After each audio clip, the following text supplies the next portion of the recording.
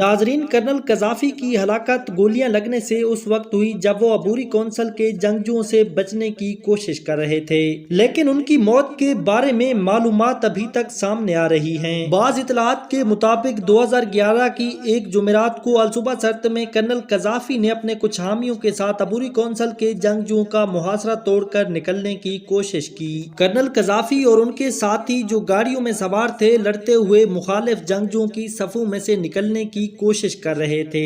गाड़ियों के इस काफिले में कर्नल कज़ाफ़ी की फौज के सरबराह अबू बकर यूनुस और कज़ाफ़ी के बेटे मुअत्तसिम भी शामिल थे। लीबिया के मकामी वक्त के मुताबिक 8:30 बजे नेटो अफवाज में शामिल फ्रांसीसी तैयारे ने गाड़ियों के इस काफिले पर हमला किया। खबर रसा इदारे राइटर्स ने कर्नल कज़ाफ़ी के मुखालिफ जंगजुओं के हवाले से कहा कि नेटो के इस हमले में असले से लैस 15 गाड़ियां तबाह हो गयीं, लेकिन कर्नल कज़ाफ़ी और उनके कुछ साथी इस हमले में बच गए और उन्होंने पानी की निकासी के 2 बड़े पैपू में पनाह ले ली, मगर जंगजू जल्द ही उनके करीब पहुंच गए। सालिम बकीर नामी एक जंगजू ने राइटर्स को बताया कि पहले हमने एंटी एयरक्राफ्ट गनों से कर्नल कज़ाफ़ी और उनके साथियों की तरफ फायरिंग की, लेकिन उसका कोई फायदा नहीं हुआ। फिर हम पैदल उनकी तरफ गए। जब हम उस जगह के करीब पहुंचे जहां कर्नल कज़ाफ़ी और उनके साथी छुपे हुए थे, तो अचानक ही कज़ाफ़ी का एक जंगजू अपनी बंदूक हवा में लहराते हुए बाहर निकल आया और जैसे ही उसने मुझे देखा तो उसने मुझ पर फायरिंग शुरू कर दी। सालिम बकीर ने कहा कि उनके ख्याल में कर्नल कज़ाफ़ी ने उन्हें फायरिंग करने से मना किया, जिसके बाद उस जंगजू ने चीख कर कहा कि मेरे आका यहाँ हैं, मेरे आका यहाँ हैं और वो जख्मी हैं। सालिम बकीर का कहना था कि हमने कर्नल कज़ाफ़ी को बाहर निकलने पर मजबूर कर दिया। उस वक्त उन्होंने कहा ये क्या हो रहा है, लेकिन एक और शख्स ने जिसका दावा किया वो ऐनी शाहिद है, कहा कि उसने देखा कि 9mm गन से कर्नल कज़ाफ़ी के पेट में गोली मारी गई। रात के मुताबिक कर्नल कज़ाफ़ी को शदीद जख्मी हालत में गिरफ्तार किया गया।